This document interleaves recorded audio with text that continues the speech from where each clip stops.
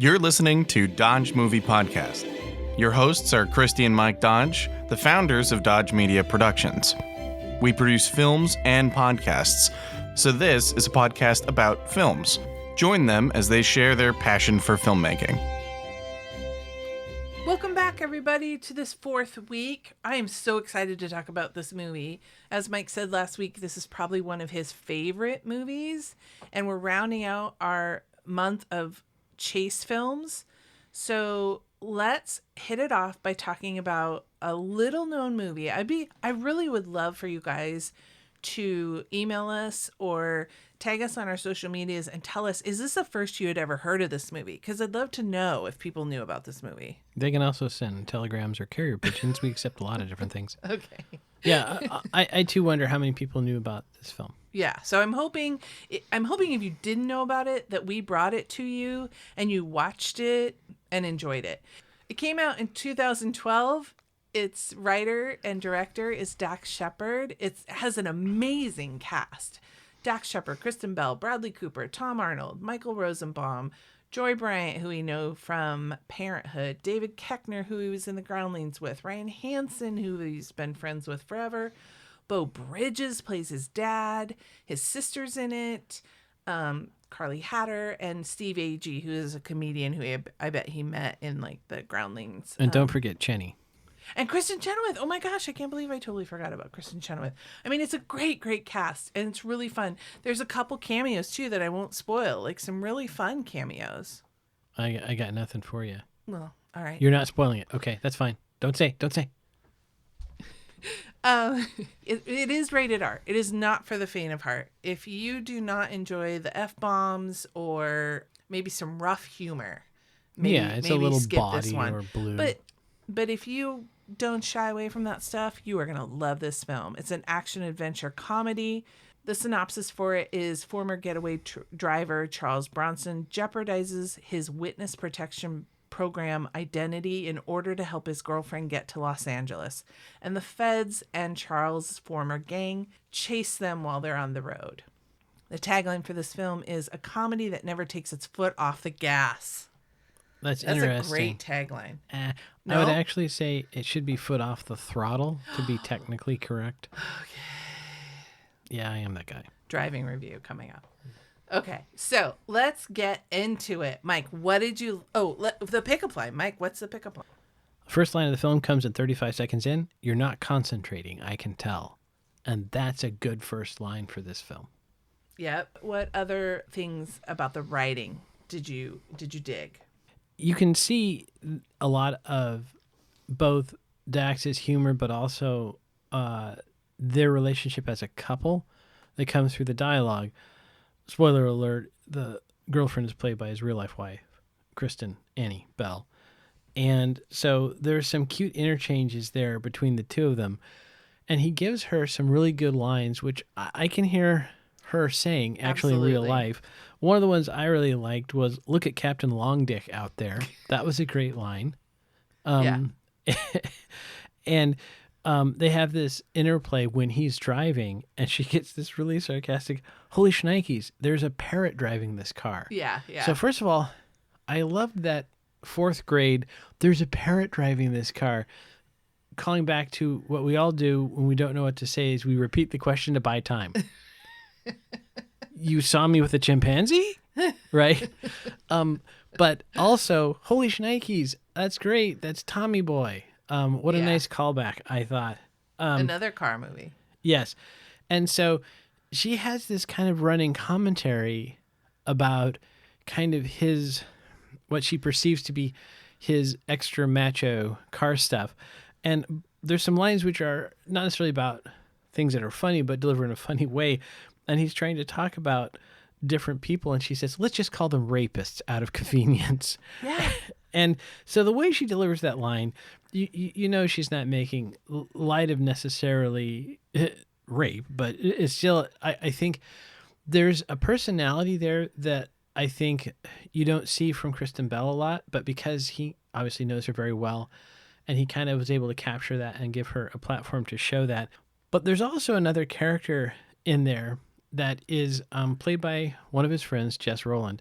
the character's name is Terry, and he has this good line, which is, "We don't grow out of being gay," right? Which I think one of the themes that you'll see in Dax's films is that he's trying to be an ally of the gay community. And so here is this character, and his name in this film is like Terry Rathbun, and the same actor plays a character in Chips called Terry Rathbun or something, Gay Terry. Yeah. And so you'll also see in that film, I think Dax is trying to put forward that as an opportunity for a character to be both he challenges people, but to be gay and just a character. Right. Right. Not that. Yeah. And so when in Chips he talks about, oh, it's Gay Terry, he's making fun of that.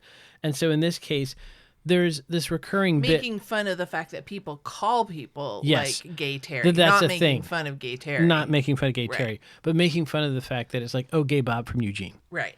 But there's this recurring bit with another character in the film that you would not have guessed was gay because he's not stereotypically like a feat being gay, and how there's the how do you find out that basically they go on Pouncer, which I think is legally distinct from but similar to Grindr. And so I like that it was using that as an opportunity to not make it a thing that was being looked down on or made to be in some sense super special. It was just another factor of kind of how the whole film went down, right? And so the other question I had was, the dogs in the film, are they actually, were they sourced as actors, or is that actually Kristen's strays that she collects and keeps around their house? Right. This movie had a budget of $2 million, and as you schooled me, $1 million was used for the music rights for the soundtrack. And so really, if you only have $1 million, I think you're using actors' homes. Yeah. I think we know they're using actors' cars. Mm-hmm. You're calling in all of your friend favors to get the cast that you got, and they're working for scale. So I think definitely those are Kristen's dogs. And so there's also a point there where they're talking about how do you take care of your animals. There's obviously the message in there that this one character is going on the cheap, not being a good human for his puppy, and that has consequences. And I'm pretty sure Kristen doesn't support violence in that regard, but I think she probably has a very similar spirit about wanting the animals to be taken care of. And so you can kind of see here that Dax is doing a thing that I love in directors, which is he has something to say and he's saying it. Yeah. It's not weaseling. He has his own particular point of view, his own particular message, and he's trying to communicate that. Yeah, one of my favorite times when he does this, and props to him because in this example, he does not come out looking like the good guy. Right. He uses a homophobic slur to kind of just downgrade this guy. And they have a conversation about it in the car. And she says, why did you say that? Why did you use that slur to put down that person? Don't you realize that that's, disrespectful to The gay community? I started to say that's disrespectful to homophobic people. No, that's disrespectful to gay people to use that slur. And so he allows himself as the writer to kind of be the person that needs to learn the lesson there. And that takes a lot of kind of putting your ego to the side to put forth this message that you hope audiences get when they hear this. And he did it in Chips. I saw, knowing, we're big Armchair Expert fans. That's his podcast that he has. And I know a lot of, he shares his opinion on things. And so when you recognize that he's putting these things in his films, I appreciate that. I think one of the reasons I responded to this film is I think Dax and I grew up not only in the same time period, but also kind of in the same milieu, right? The same socioeconomic and various things. And so I kind of respond, I think, to a lot of the experiences he's probably had. But in particular, when I was in grade school, we would call things gay as a pejorative, and we never really meant to say anything about homosexual people because, frankly, at 9, I was not really clear on how human sexuality manifested.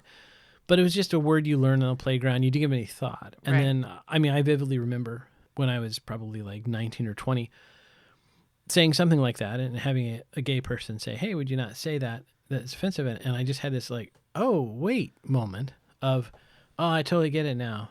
Like it was just a word we said. We didn't give any thought to it, but I now see how from your perspective that could be hurtful. And I think that's kind of where Dax is trying to go with some of the stuff, is just to kind of, in a non-confrontational way, like you said, he's making himself the butt of the joke, show people that this is a thing that he cares about. He wants to try to inform them.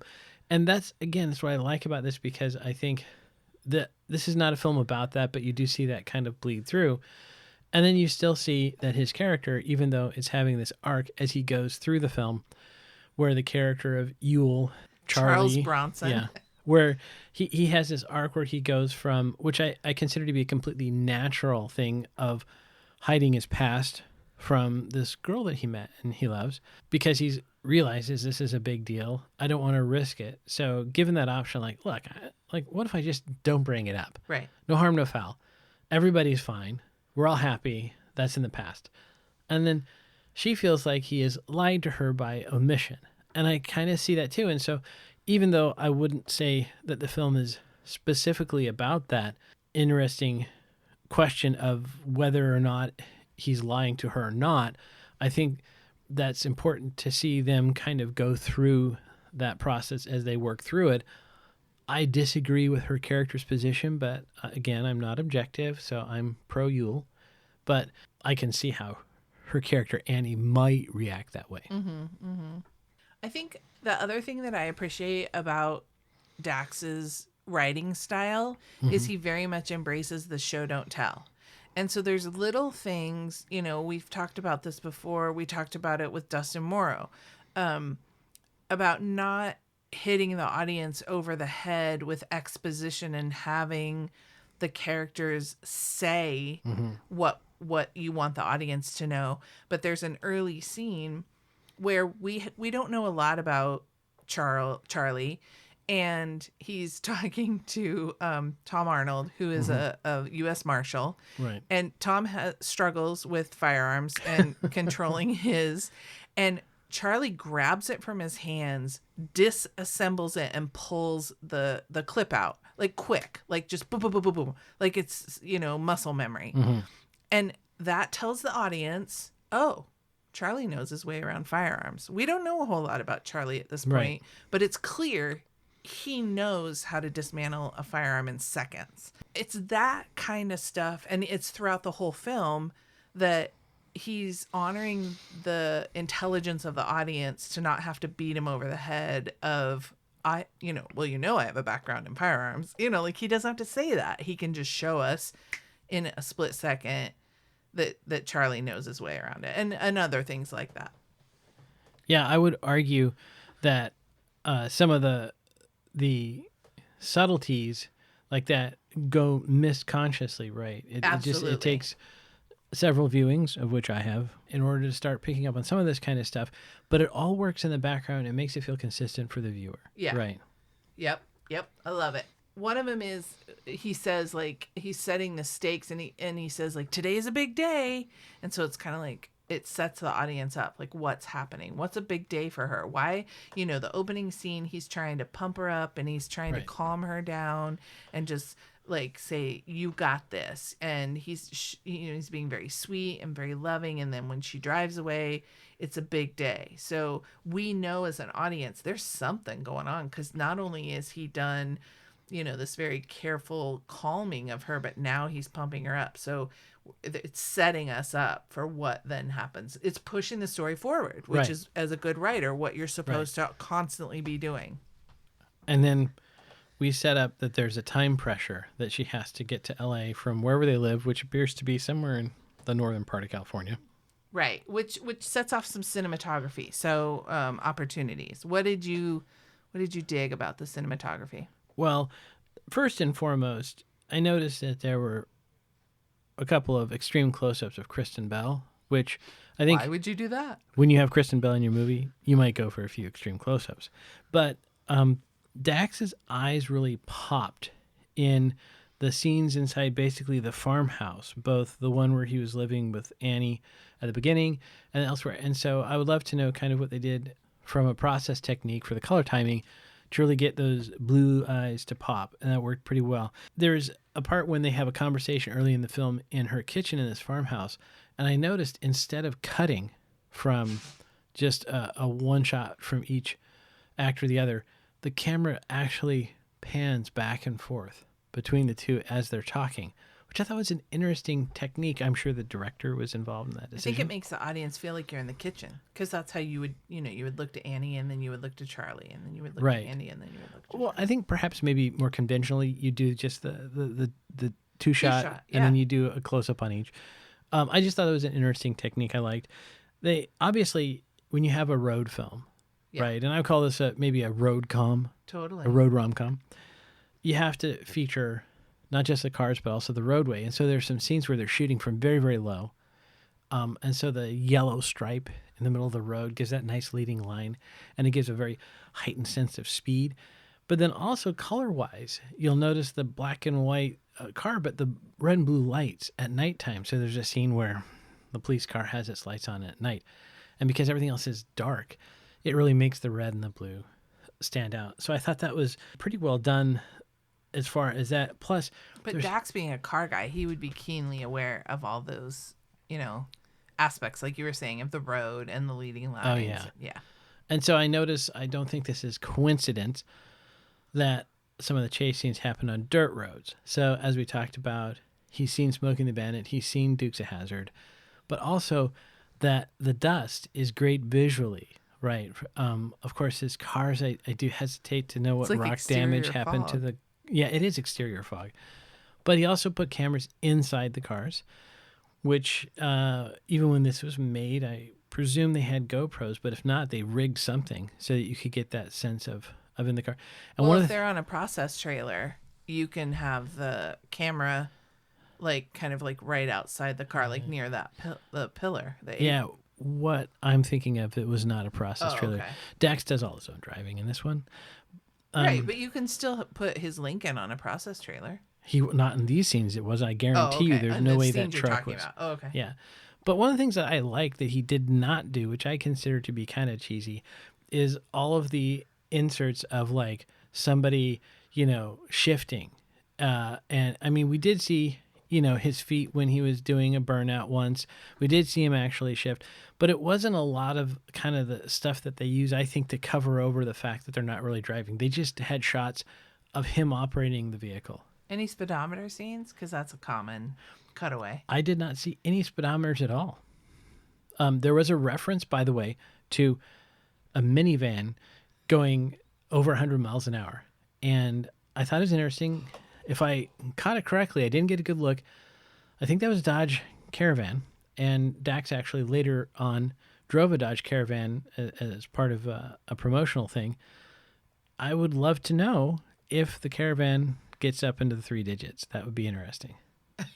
Right. I have that, like with the other films that we reviewed this month, the cars are the sets because so much of the movie takes place in the cars. Do you want to talk about the cars now, or you want to wait for your driving review? I would argue that the cars are, in some sense, the cast. Oh, right. Yeah. That certainly the Lincoln and the Tatum both play very important roles in what's going on. Right? Are they an extension of Charlie's character, or do you think they're their own character? I think car guys might say they're their own character, but I think a regular person might consider them an extension. The Lincoln is a 67 Continental that Dax himself actually restored. It's gorgeous. Just drool. Take a moment. Go look it up on the internet. It's awesome. It's got the suicide doors. It's really, really cool. But he, in real life, has actually kind of up-motored it, and so it has a 700 horsepower engine in it now. And Dax does his own driving, as I mentioned, but this car is so iconic, right? I mean, even though it's been slightly, maybe you call it... so long. Yes, and that's actually how those were. Technically, it's a bit of a resto mod, right? Because he's done a little bit more. But I just, even if you don't know the Continental, you see that car and it's so recognizable. It's just it pops off the screen. And then the Tatum is so unique. You just don't see that in films. Which one's the Tatum? What Rosenbaum drives? No, that's the one at the end, the off-road vehicle. Oh, okay. The one that looks like a dune buggy for us chicks. Kind of like, yeah. Okay. Yeah.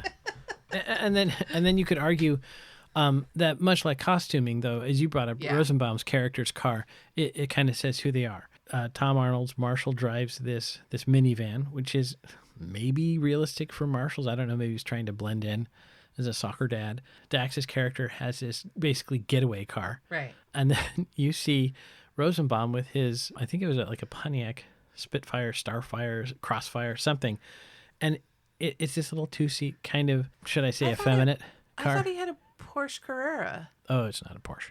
And it's not a Mini Cooper. No. Oh, okay. But it looks, it matches his character. Yeah, it does. It shows. And then, of course, you've got the Cadillac CTSV, I think it is, the super wagon that's riding around. I think each one of those things is they're unique in color, right? They're visually distinctive. They look different. They have different characteristics. So I do think that kind of informs this. In a sense, they're kind of like costumes or set or something, but they play a role in the story. They definitely do, and especially in this movie. And this movie could not have been made even for $2 million if he had to rent all of these cars or get the clearance for all of these cars. Get insurance for them. Get insurance for all these cars. Get second cars for some of these cars. Like that minivan.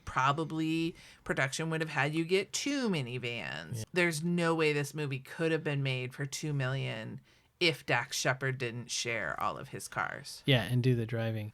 Yeah. And so he tells a very funny story about they're going to have a stunt where this Tatum makes a small jump.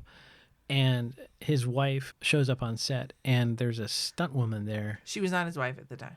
Not his wife at the time. Yeah. But his wife now, Kristen Bell. Yeah.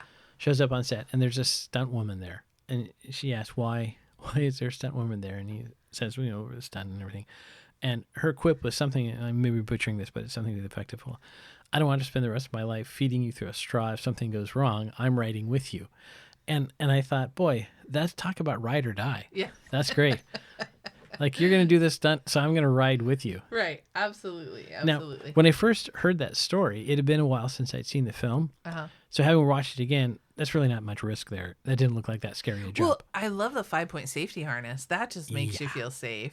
As it should. I mean, it's supposed to be like that. Right. People go over the side of Pikes Peak, and they're strapped in their safety harness and their roll cage, and they can survive. That's what's there to do.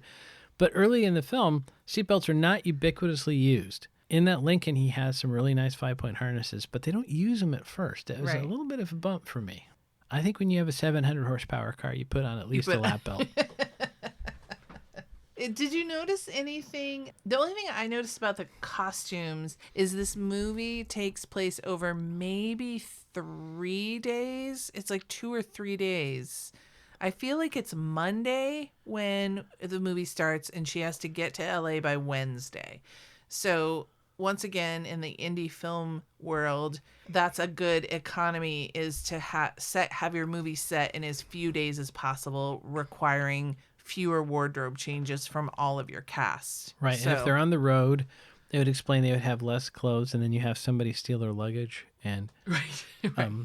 yeah, it's pretty compressed time frame. So I have to say, as far as kind of the hair and makeup, but also the costuming goes for his character, that looks like the hair and beard of every guy I knew that had a muscle car when I was growing up. Yeah. Right. Kind of greasy. Yeah. The guy whose car was always in primer, never actually painted. That's what that guy looked like. I just realized, because at the end of the movie, when she's all dirty, I bet, because Kristen Bell always looks like, she just stepped out of the shower. Like, right. Like in, was it Snow White or Cinderella, where like the birds dress her, right. And doesn't put her she hair. do a Neutrogena commercial or something? I mean, it always looks like that. I think he purposely kind of dirtied her up because he's trying to get her to look more like he does. Yeah, he wants to go down to him. And I have to say that this is the only movie that I know of in which we see her in her undergarments. So, well, she's in in Chips, she's in the swimsuit. But there's a little more coverage. There wasn't a whole lot left to the imagination. in this one. I don't know. We have to watch When in Rome, like movies that she's in that aren't his. Maybe the director's cut of Frozen. Yeah, I don't think you're gonna see it. That one doesn't get out of the House of Mouse. All right, so we've been talking about cars, but do you have an official driving review? How is Dax's driving in this film?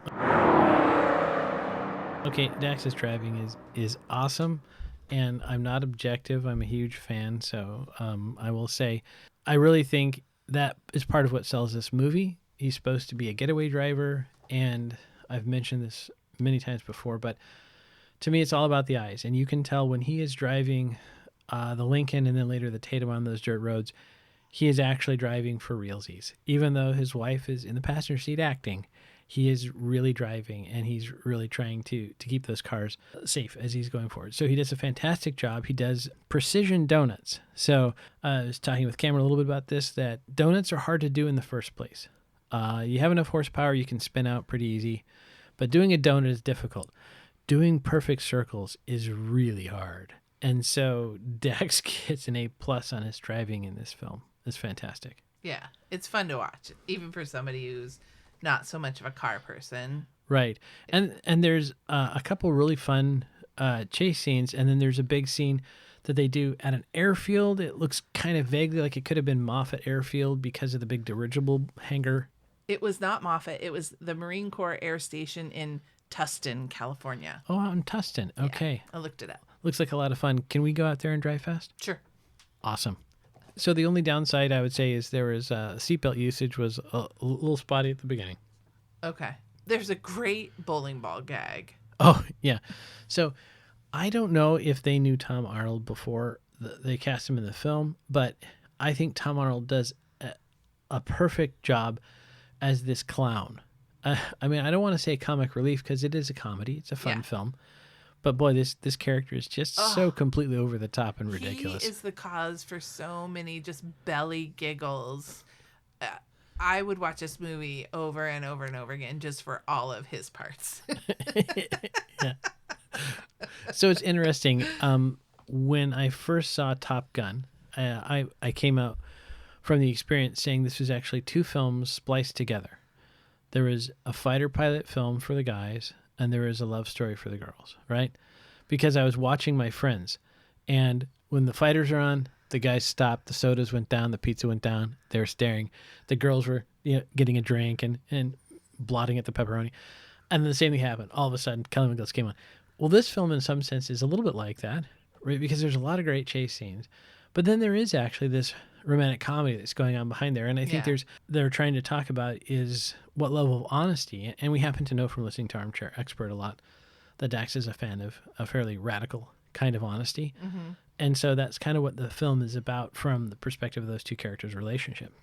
I think also not only the honesty, but also the kind of always challenging your thoughts and where they come from and striving to become a better person. And I think Yul, Charlie / Yul, he knows that he had faults, and he meets Annie, that's Kristen Bell's real name, Annie. So I thought that was cute that he named her character Annie.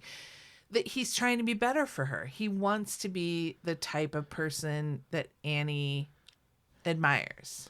And we don't see necessarily the tail end of this transition, but we do see at the beginning of the film she drives a Prius. So by the end of the film, she's riding that Tatum, and I like to think that she's understood that internal combustion engines can be used effectively. It could be a tough sell. So are we ready for the numbers? Sure, let's go numbers. So, like we said, this movie had a budget of $2 million. Its opening weekend, it made $4.5 million. So right away, it was it had turned a profit. Domestically, overall, it brought in 13.7, and worldwide, it brought in $3 million. So a successful film, and so that's why I'm really curious if you guys have heard of it and have seen it. Yeah, I would consider this a very successful film. Right. Especially for an indie film, I think. Yeah, yeah. Because, and the reason we ask if you've seen it is I don't think it get really much press at all. Nope. I don't think it did. At 3 minutes in, we had a smoochie. Smoochy, smoochy, smoochy. A sweet smoochie between the two, or was there Yes. one earlier? No, that was I clocked the first one at 3 minutes. in. Right. At the midpoint, they kind of kissed while in the car. They leaned over. That the first time the 5-point allowed them to kiss. The second time it didn't in the Tatum.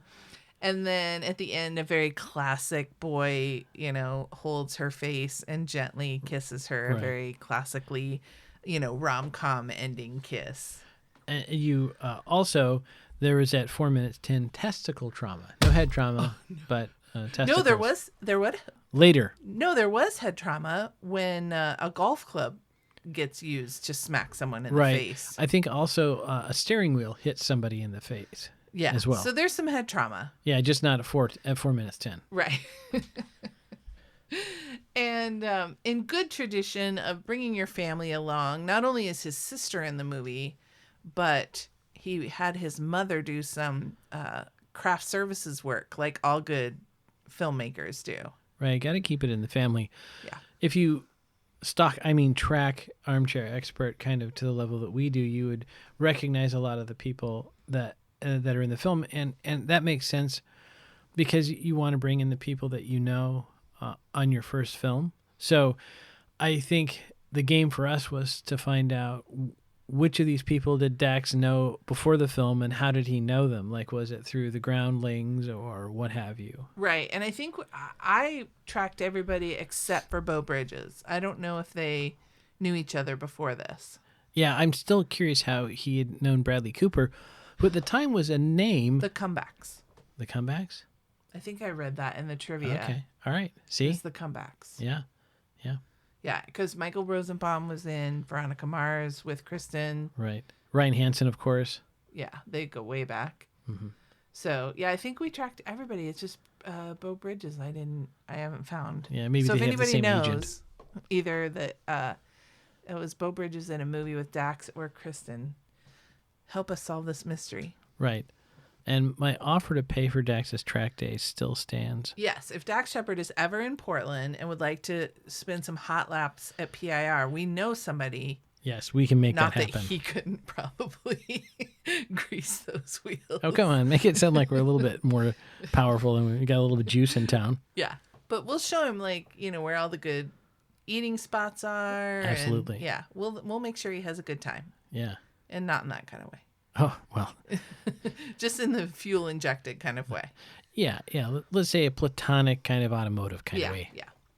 All right, you guys. So that closes us out for this Chase movies. This was really fun to be able to watch all these fun movies, some old, some new, some of our favorites. Next month, it's all mothers.